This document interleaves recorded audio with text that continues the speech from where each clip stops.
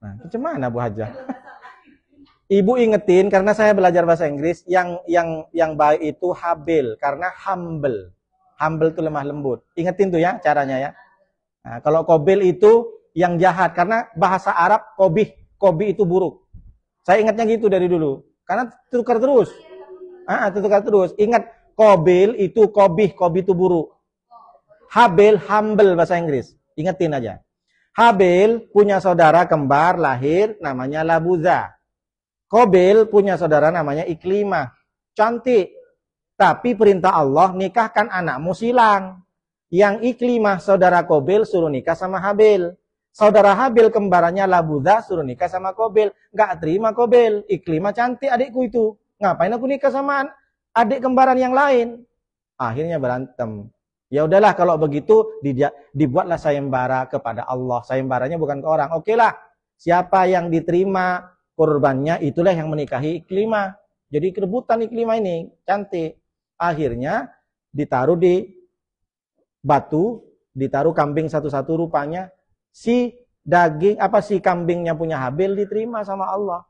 Si Kobil karena tujuannya beda, niatnya beda, hanya untuk mendapatkan Iklimah.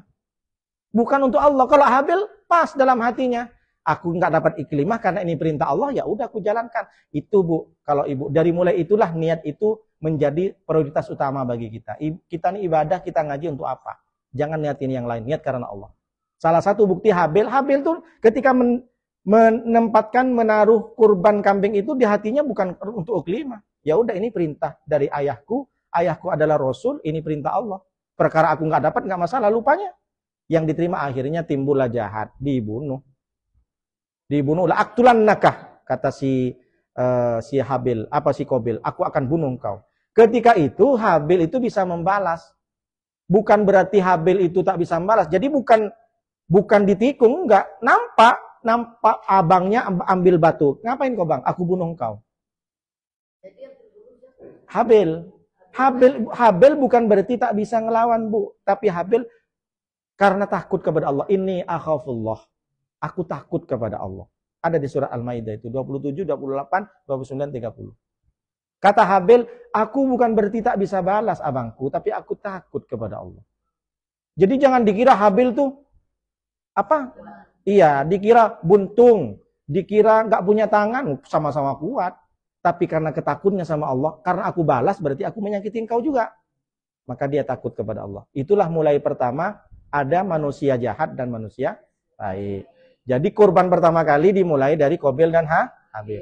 Lanjut ke Nabi Ismail. Apa kata Nabi Ibrahim? Ya bunayya, wahai anakku, inni ara fil manam, aku tadi malam bermimpi, anni atbahuka, mimpinya aku menyembelihmu anakku. Fandur mada taro. Bagaimana pendapatmu? Coba aku minta pendapatmu. Aku semalam mimpi, kata Allah aku suruh sembelih kamu. Apa kata anaknya? Anaknya Nabi Ismail tidak banyak kata-kata. Tidak banyak bantah, tidak banyak lagi merespon dengan, oh kenapa begitu? Tidak ada. Tidak ada why, tidak ada how. Why and how? No, nothing. Tapi apa kata dia? Ya abati, wahai abahku. If al-matu maru, lakukan apa yang sudah diperintahkan kepadamu.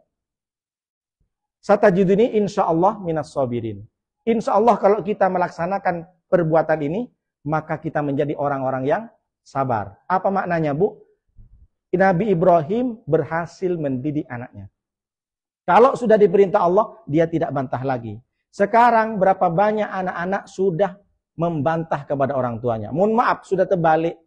Bagaimana contohnya Pak Ustadz? Anak orang tua yang mencuci mobilnya, orang tua yang beli mobilnya dilap, setelah selesai bagus, silahkan anakku, kau pakai mobil ini. Padahal belum sempat punya SIM, tertabrak, kena lori. Siapa yang salah? Jangan nyalahin anak, jangan nyalahin lori. Maka ini bukti pendidikan kepada anak dari ayah ke anak berhasil. Ismail tanpa harus menanya apapun dan tidak membantah apapun ketika disuruh. Padahal suruh sembelih. Bayangkan coba. Nanti malam ibu bermimpi suruh sembelih anak. Gimana ibu? Nelpon, Pak Ustadz, saya mimpi tadi malam. Ditateng siapa? Nabi Muhammad, Pak Ustadz. Suruh apa katanya? Suruh sembelih anakku. Masih mending. Gimana suami saya suruh sembelih, Pak Ustadz? Kenapa? Saya main serong, Pak Ustadz. Gimana coba ibu kalau didatengin perintah suruh sembelih anak? Gimana coba? Nabi Ibrahim pas. Iya. Ini bukti bahwa pengorbanan. Kita ini disuruh nyembelih hewan kurban. Binatang, kambing. Masa nggak mau? Nabi Ibrahim suruh nyembelih Ismail. Jadi bagi yang punya nama Ismail, hati-hati takut ada perintah. Ada yang nama Ismail suami ini. Paham Bu maksudnya Bu? Jadi korban itu terjadi yang kedua ketika Nabi Ismail. Dan yang terakhir apa perintahnya? Inna a'atoina kal kautsar fasholli li rabbika wanhar inna syani'aka wal abtar. Artinya, sesungguhnya aku telah memberikan kepadamu Muhammad kautsar. Nikmat yang banyak sekali. Mulai dari kamu dulu tak punya mama, tak punya bapak, tak punya mama, tak punya papa, aku kasih kamu menjadi nabi. Ku kasih engkau dikasih istri, ada anak. Ku kasih engkau menjadi rasul. Maka aku berikan nikmat yang banyak kepadamu Muhammad. Maka dengan nikmat itu kata Allah, fasholli li rabbika wanhar. Tegakkan sholat dan wanhar, berkorbanlah. Kenapa? Karena kalau sudah kau lakukan yang dua itu, maka engkau dapatkan inna syani'aka wal abtar. Sesungguhnya orang yang membencimu Muhammad, yang mencacimu, yang menzalimimu, yang menghinamu, yang bikin status menyindir kamu di WA, wal abtar. Seakan-akan ini ayat untuk kita. Wahai Bu Hajayatri, udah banyak aku kasih nikmat sama kamu. Maka sholatlah, jangan lupa kurban. Udah banyak hartamu itu Bu Hajayatri. Ecek-eceknya begitu. Maka syaratnya dua. Kalau kita pengen dimuliakan sama Allah, kita harus pahami bahwa orang yang benci sama kita semuanya abtar. Apa abtar itu Pak Ustadz? Putus dari rahmat. Kalau ibu dibenci orang, kalau ibu didolimi sama orang, gak usah khawatir. Gak usah galau. Kenapa? Karena orang-orang yang membenci kita semuanya akan terputus dari Allah. Mereka tidak akan mendapatkan rahmat Allah. Yang penting ibu sabar. Syaratnya apa Pak Ustadz? Dua cuma syaratnya. Sholat dan sedekah. Ini makna umumnya Bu ya. Makna umumnya itu bukan hanya kurban saja. Syarat kita cuma laksanakan sholat, sering-seringlah berbagi, bersedekah, maka siapapun yang membencimu, siapapun yang menyakitimu, siapapun yang mencacimu, membencimu, abtar. Inna syani'aka huwal abtar. Orang yang membencimu semua akan tertolak. Dia akan terputus dari rahmat. Jangan khawatir. Paham sampai sini? Maka kalau ibu ada orang benci, langsung baca inna a'toinakal kautsar. Atau ada orang yang sering nyenggung inna a'toinakal kautsar. Inna syani'aka huwal abtar. Jangan, Bu. Jangan, Bu, jangan, Bu. Jadi kalau ada orang yang benci sama kita, perbanyaklah baca inna a'toinakal, tapi nggak usah pakai mulut. Inna a'toinakal kautsar. Bayangin muka-muka orang tuh.